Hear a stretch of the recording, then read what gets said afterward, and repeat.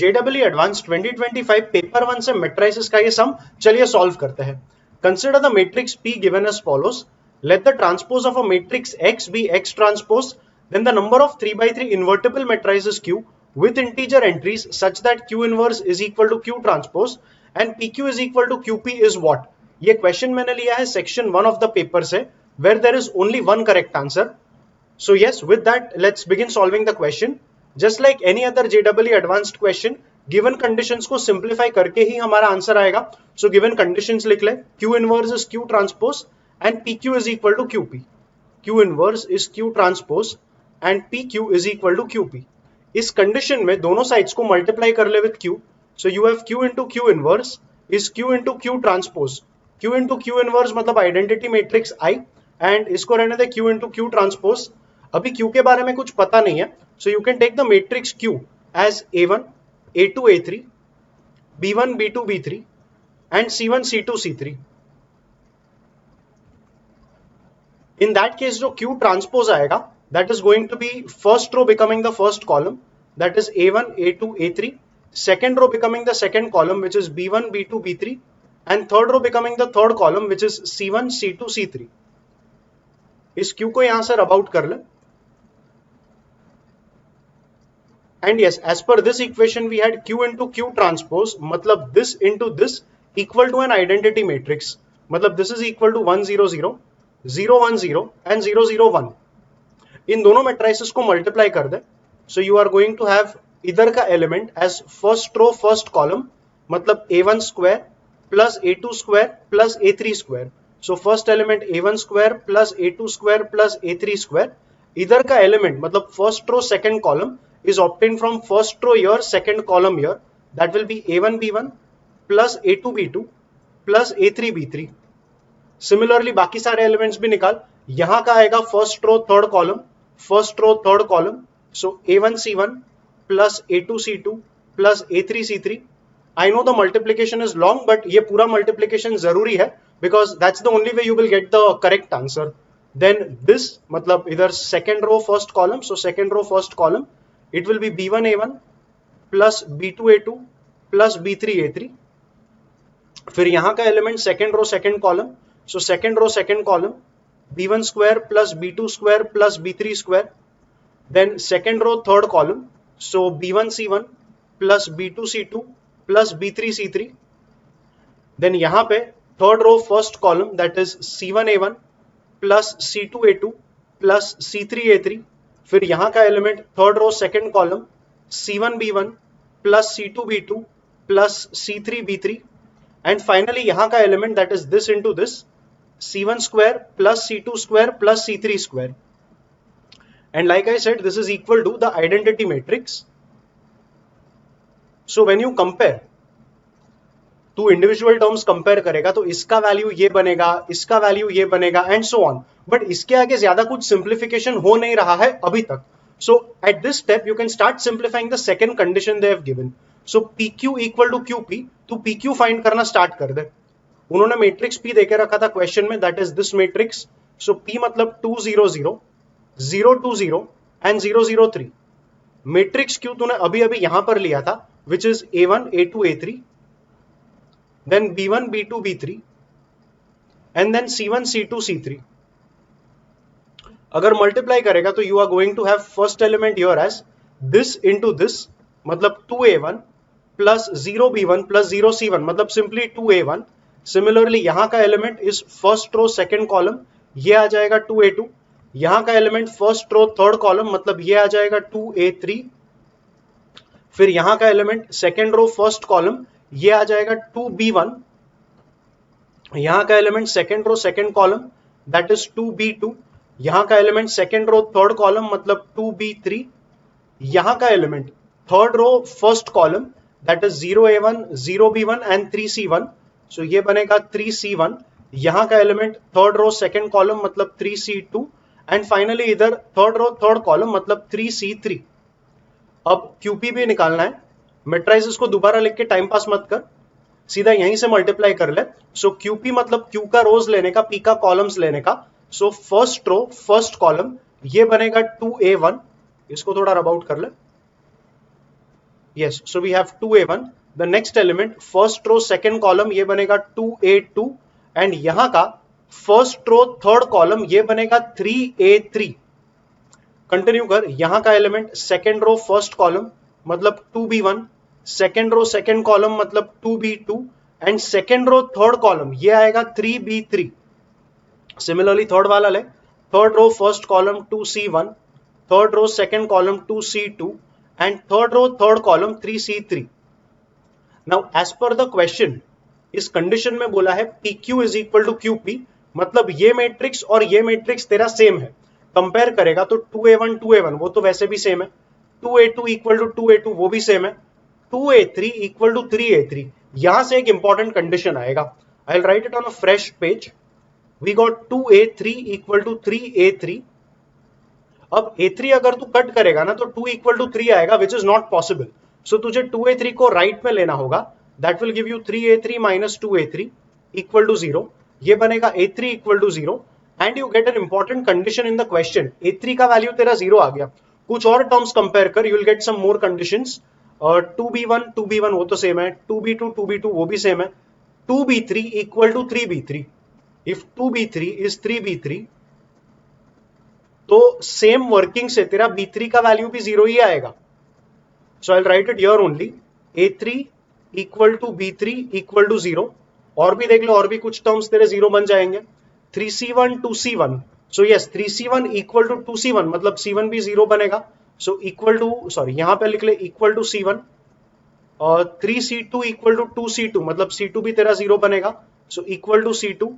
Basically तेरे matrix Q में, तू ध्यान में रख, तुझे मैट्रिक्स क्यू देखना था. You had to find how many possible matrices for Q are possible. So ये तेरा मैट्रिक्स क्यू था. इसमें 9 टर्म्स थे जिसमें से 4 टर्म्स ऑलरेडी 0 हो चुके हैं. सो काफी सिंप्लीफिकेशन हो चुका है यहां तक. आखिरी एलिमेंट भी कंपेयर कर, 3c3 इक्वल टू 3c3, तो ये तो इक्वल है, इसमें से कुछ अपना इन्फर हुआ नहीं. So yes this condition is used up now and we will get back to this condition. इसमें अभी कंपैरिजन शुरू कर, तो इसका जो वैल्यू है वो 1 आएगा. So let's write it down. We have a1 square plus a2 square plus a3 square equal to 1. But उसमें a3 का वैल्यू 0 है. So simply we have a1 square plus a2 square equal to 1. ये बनेगा एक condition. तेरा b3 का value भी 0 है. So when you consider this middle term, compare it with this. So इतना टोटल वैल्यू 1 है जिसमें b3 का वैल्यू तो 0 डालेगा. So एक और कंडीशन मिल गया which is b1 square plus b2 square equal to 1. Equation 2 mark कर ले. एंड यहां से c1 square plus c2 square plus c3 square is also equal to 1. But उसी में तेरा c1 और c2 का वैल्यू 0 पुट कर. So c3 square equal to 1 आ गया. यहां पे एक प्रॉपर वैल्यू मिला, that is you are getting c3 as plus minus 1. अब आगे और भी टर्म्स है कंपेयर करने को, वो भी कर लेंगे. बट तू याद रख a3 b3 0 है और c1 c2 का वैल्यू भी 0 है. Start comparing. इस पूरे का वैल्यू आएगा 0, बट इसमें a3 और b3 0 था तो ये टर्म जाएगा. सिर्फ बचेगा a1 b1 plus a2 b2 equal to 0. So we will write that down, a1 b1 plus a2 b2 equal to 0. ये वाला याद रखना. इसको कंपेयर कर. अब इस पूरे टर्म में c1 और c2 ऑलरेडी 0 था तो इतना पार्ट तो चला गया है. a3 भी 0 था तो ये पूरा टर्म तो बाय डिफॉल्ट वैसे भी 0 है. तो 0 इक्वल टू 0 करके कोई नया कंडीशन नहीं मिला. अब आगे बढ़ इसके साथ, इसमें भी a3 b3 0 है तो बचेगा सिर्फ इतना term and that will be equated with 0. So we have again a1 b1 plus a2 b2 equal to 0. I know b1 a1 plus b2 a2 है. It is the same as a1 b1 plus a2 b2. वो condition तो यहाँ पे already लिख चुका है तो यहां से भी कोई नया कंडीशन नहीं मिला. इसे हम यूज अप कर चुके थे. इसमें भी अगर डाल देगा c1 c2 को 0 डाल दे और b3 का वैल्यू भी 0 था तो ये भी 0 equal to 0. So no new condition. यहाँ पे भी वही बात, c1 c2 0 डाला, a3 0 था तो ये भी 0 इक्वल टू 0 आया. सो नया कोई कंडीशन नहीं मिला. सेम चीज यहां पे होगा. So no new condition and इसको तू इंक्लूड कर चुका था. सो फाइनली तेरे पास बचा 1 2 ये तो तुझे मिल चुका है. c3 का वैल्यू +1 या -1 होगा और ये बना तेरा तीसरा कंडीशन. इन तीन कंडीशंस में से अलग अलग पॉसिबिलिटीज निकाल a1 b1 और a2 b2 का, बिकॉज c3 का वैल्यू तो ऑलरेडी +-1 है और c1 c2 ऑलरेडी 0 था. अब तू यहां पे फोकस कर कि a1 square plus a2 square equal to 1 चाहिए और क्वेश्चन में बोला था कि मैट्रिक्स क्यू के सारे एंट्रीज इंटीजर एंट्रीज रहेंगे. तो ये सिर्फ तभी पॉसिबल रहेगा जब भी दोनों में से कोई भी एक नंबर +1 या -1 आएगा एंड दूसरा नंबर 0 आएगा। Let us consider for once कि A1 का वैल्यू प्लस या -1 है। इस केस में ये कंडीशन के लिए A2 का वैल्यू 0 आएगा, बट A2 को अगर 0 ले लिया, मतलब यहां पे A2 को 0 डाल दे तो ये टर्म 0 हो जाएगा। और इस टर्म का 0 होने के लिए अगर A1 +-1 है तो ये टर्म 0 आएगा जब B1 0 आएगा। सो A2 0 आ गया, B1 इक्वल टू 0 आया, बट फिर B1 इक्वल टू 0 डालना पड़ेगा यहां पर, तो इससे आ जाएगा 0 + B2² इक्वल टू 1, मतलब B2 आ जाएगा +-1। बेसिकली इस सेटअप में तेरे पास टोटल 4 अलग अलग पॉसिबिलिटीज बना, दैट इज 1 0 0 1, 1 0 0 -1, -1 0 0 1 एंड -1 0 0 -1। तो ये 4 पॉसिबल अलग अलग मैट्रिसेस देंगे और C का भी तेरे पास 2 अलग अलग पॉसिबल वैल्यूज रहेगा। सो इन 4 पॉसिबिलिटीज और इन 2 पॉसिबिलिटीज की वजह से तेरे पास टोटल 8 पॉसिबल मैट्रिसेस आ गए इस कंडीशन में। इसी कंडीशन में अगर तू A1 को +-1 ले रहा था ना, इस कंडीशन में 1 बनाने के लिए तूने A1 को +-1 लिया, अभी तू A2 को ले ले +-1। अगर A2 +-1 लेगा तो यहां पे तुझे A1 को 0 लेना पड़ेगा, उसी A1 को 0 यहां पे डाल दे तो ये टर्म 0 बनेगा और A2 B2 इक्वल टू 0 आएगा। बट A2 ऑलरेडी +-1 ही था, तो इसको 0 होने के लिए B2 को 0 होना पड़ेगा। सो B2 0 आ गया। अगर B2 को 0 तू यहां पे डाल देगा तो B1 का वैल्यू आ जाएगा +-1। कहने का मतलब इस कंडीशन में भी तुझे 4 अलग अलग मैट्रिसेस मिल गया और C का 2 अलग पॉसिबल वैल्यूज था, तो टोटल बन गया इस कंडीशन में भी 8 मैट्रिसेस, और इन दोनों का टोटल करेगा तो ये आएगा 16 मैट्रिसेस। अब उन्होंने क्वेश्चन में पूछा था how many invertible matrices are possible. Matrix invertible तब होगा जब उसका डिटर्मिनेंट वैल्यू नॉन जीरो आएगा। सो तुम्हें चेक करना पड़ेगा कि इन 16 में से कितने मैट्रिसेस का डिटर्मिनेंट 0 आया, उन्हें एलिमिनेट कर दे और बचा हुआ पार्ट तेरा फाइनल आंसर होगा। अब तूने मैट्रिक्स क्यू यहां पे लिया था, सो द मैट्रिक्स क्यू उसे एक बार रीराइट कर ले। It is A1 A2 A3 का वैल्यू 0 आएगा, सिमिलरली B1 B2 और B3 का वैल्यू 0 मिला था, फिर आएगा C1 C2 और ये दोनों टर्म्स तेरा 0 है, और फाइनली यहां पे C3। अगर डिटर्मिनेंट Q ले लेगा expanded along the third row तो ये आएगा 0 plus C3 multiplied by A1 B2 minus A2 B1। So determinant Q बनेगा C3 A1 B2 minus A2 B1। अब C3 का वैल्यू तो +1 या -1 ही आने वाला है। Analyse this bracket. अगर पहला केस कंसिडर करेगा तो इसमें A2 और B1 दोनों 0 है, whereas A1 एंड B2 दोनों या तो +1 या तो -1 आएगा। When you put A2 and B1 as 0 over here, तो ये सेकंड टर्म तेरा 0 हो जाएगा, एंड ये first term like I said A1 and B2 दोनों या तो +1 रहेगा या तो -1 रहेगा।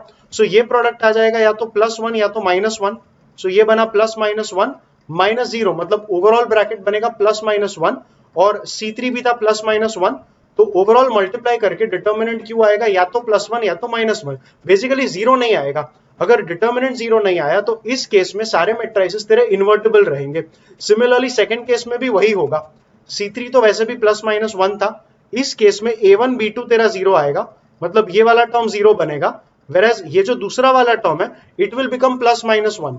सो ये ब्रैकेट बनेगा +-1 इंटू +-1, मतलब डिटर्मिनेंट Q वापस आएगा या तो +1 या तो -1।